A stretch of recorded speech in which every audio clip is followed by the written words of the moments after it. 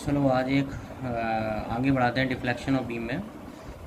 Last time deflection of beam में जो था कैंटिलीवर बीम में एक पॉइंट लोड और यूडीएल के ऊपर एक डेरिवेशन कराया था, और उस डेरिवेशन में किस तरह से अगर जो हाफ पार्ट पे यूडीएल लगाया है या हाफ पार्ट पे पॉइंट लोड लगाया है तो किस तरह से उस प्रॉब्लम को सॉल्व करेंगे। ये बहुत इंपॉर्टेंट है और ये किसी भी कम्पिटिटिव एग्ज़ाम में पूछा जाता है। अब हम आगे बढ़ते हैं नेक्स्ट पॉइंट, ये भी काफ़ी इंपॉर्टेंट है और इसे भी आप रट के रखेंगे।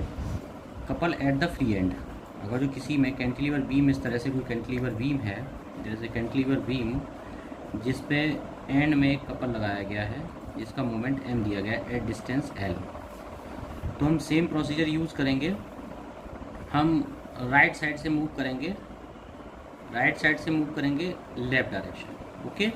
और इसमें साइन कन्वेंशन हमारा जो है clock wise bending movement is negative, anti clock wise bending movement is positive. तो यहाँ बेंडिंग मूवमेंट जो लगा हुआ है that is in clock wise, so it is negative. तो EI dt by dx square is equal to minus m. Now further integrate the equation, EI dy by dx is equal to minus mx plus c1। अब यहाँ पे हम क्या करेंगे कि यहाँ direct जैसे आपके पास स्लोप की इक्वेशन आ गई EI dy by dx minus mx plus c1, तो आप डायरेक्ट चाहो तो यहीं पे c1 की वैल्यू निकाल लो बाउंड्री कंडीशन पुट करके। At point A slope is 0, so at x बराबर l dy by dx is equal to 0, then c1 is equal to ml। यहीं पे आप c1 की वैल्यू को पुट कर दें तो EI dy by dx is equal to minus mx plus c1। आपके पास जो स्लोप की इक्वेशन आ गई वो आपकी ये आ गई EI dy by dx minus mx plus ml। अब आपको डिफ्लेक्शन निकालना, तो अगेन इसे इंटीग्रेट करें तो EI y is equal to minus mx square divide by 2 plus MLx plus c2। अब यहाँ पे c2 की वैल्यू कैलकुलेट कर लें, एक साथ दोनों कैलकुलेट c1 c2 न करके आप अलग अलग कैलकुलेट कर लें, वो भी एक सही तरीका है। एट x बराबर l by is equal to 0 रखें तो आपको c2 की वैल्यू निकल के आ जाएगी। अब आप c2 की वैल्यू को डिफ्लेक्शन इक्वेशन में रखेंगे तो आपके पास फाइनल डिफ्लेक्शन इक्वेशन आ जाएगी EI y is equal to minus mx square divide by 2 plus MLx minus ML square divide by 2। अब हमारा टास्क होता क्या है हर डेरिवेशन के अंदर कि जो पॉइंट B है यहाँ पे आपको डिफ्लेक्शन फाइंड आउट करना और यहीं पे आपको स्लोप प्रोवाइड करना, फाइंड आउट करना। तो at point B x equal to क्या है 0, तो आप x इक्वल टू 0 रखेंगे।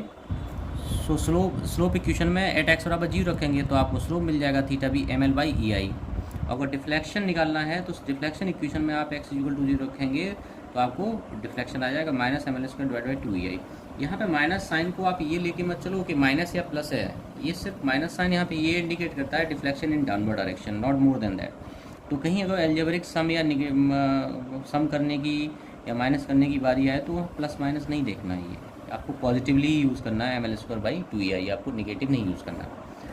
अब यहाँ आप देखें कैंटिलीवर बीम के डेरिवेशन ख़त्म हो गए, लेकिन आपको 3 ये फॉर्मूले याद रखने हैं, ये फॉर्मूले नहीं भूलने हैं। पहला केस आपका कैंटिलीवर बीम है एक, उसके एंड पे आपने पॉइंट लोड लगाया तो आपका स्लोप का फार्मूला हो गया WL स्क्वायर बाई 2EI, ये आप एकदम याद कर लें।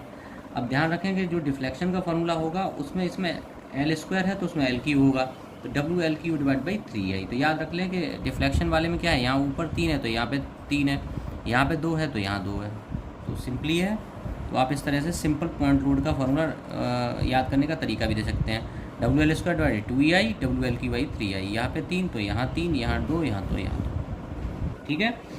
लेकिन UDL के केस में क्या है, UDL के अब ये अगर UDL लगा हुआ है, सिंपल UDL आपने लगा दिया किसी कैंटिलीवर बीम पे एट पॉइंट B पे, तो आपका स्लोप क्या हो जाएगा WL की डिवाइड बाई 6EI। तो यहाँ ध्यान रखें, यहाँ पे ऐसे आप याद करने का तरीका समझ लें कि जो UDL होता है वो पॉइंट लोड का 2 टाइम्स रख दें एक तरह से नीचे, तो 2 यहाँ LQ जैसे लिखा WL क्यू डिवाइड बाई, तो 3 दूनी 6 6EI by B equal to WL power 4 divide by 8EI, तो 2 पावर 4, ये 2 4 जा 8, ऐसे आप याद रखें कि लगभग दो गुना होता है, 2 3 जा 6, 2 4 जा 8, तो आपको ये याद होता है। अगर जो यहाँ पे कैंटिलीवर बीम है और आपने कपल अप्लाई किया है तो याद स्लोप में सिंपल ML अपॉन EI और by B equal to ML square upon 2I, तो 2 यहाँ तो 2 यहाँ। ये थोड़ा याद करने के तरीके भी हैं और इसे आप फाइनली एकदम रट के रखें। और ये कि वो फार्मूले आपको डायरेक्टली गेट एग्ज़ाम में इन सब में डायरेक्टली यूज़ करने हैं, ये बार बार आप डेरिवेशन नहीं करेंगे। अगर न्यूमेरिकल आता है तो डेरिवेशन नहीं करेंगे, आप डायरेक्टली फार्मूले यूज़ करके आंसर निकाल सकते हैं। तो ठीक है, in the case of point load theta B W L square divide by 2 I Y V equal to W L Q divide 3 I. In the case of U D L W, अब यहाँ पे L square है तो यहाँ पे L cube हो जाएगा क्योंकि यू डी एल है, U D L W into weight into length होता है। तो यहाँ हो गया omega L Q divide by 2 3 या 6 E I by V equal to omega L power 4 divide by 8 E I. और कैंटिलीवर है तो सिर्फ M L upon E I, यहाँ पे कोई स्क्वायर नहीं है तो यहाँ पे नीचे कोई कुछ नहीं आएगा। By V equal to M L square divide by 2 A 2 है तो 2 रख लो, सिंपल है। तो ये हम इस तरह से याद रख सकते हैं। अब नेक्स्ट हमारा ये है कैंटिलीवर बीम में। ये डेरिवेशन कभी कभार आया हुआ है लास्ट ईयर्स के एग्ज़ाम में इस तरह का, इसलिए मैंने इसे रखा है। वैसे इसका फार्मूला फाइनल डेरिवेशन का याद रखने की ज़रूरत नहीं है और ये कम्पिटिटिव एग्ज़ाम में बहुत ज़्यादा नहीं पूछा जाता, लेकिन ये यूनिवर्सिटी एग्ज़ाम में आया हुआ है इसलिए मैंने कराया है। तो distributed load at varying intensity zero at the free end. तो इसमें क्या है कि ये यूनिफॉर्मली वेरिंग लोड है, ये ग्रेजुअली वेरिंग लोड है, not uniformly varying load, it is the gradually varying load.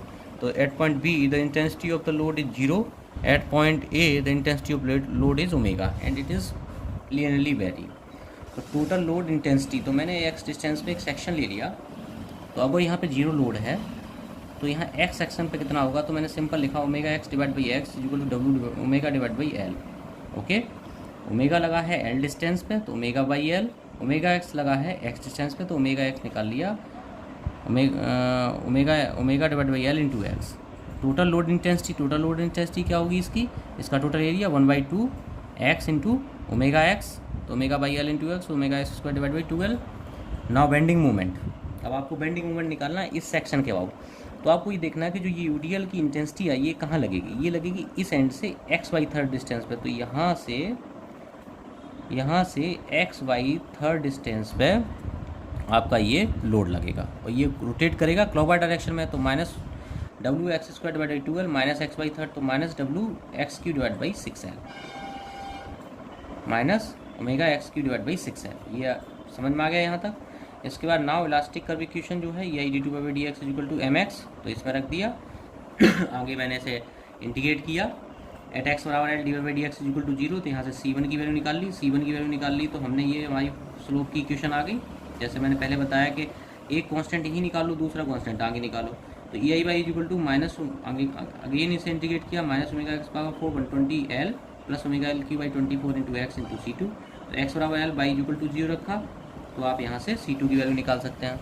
तो C2 की वैल्यू इस तरह से omega minus omega L power 4 divide 30 आ गई। तो इस तरह से ये स्लोप की इक्वेशन हो गई और आपकी जो C2 की वैल्यू को इसमें रख दोगे इस वाली इक्वेशन में, अगर स्लोप की वैल्यू C2 की वैल्यू रख दोगे तो आपकी स्लोप की इक्वेशन आ जाएगी।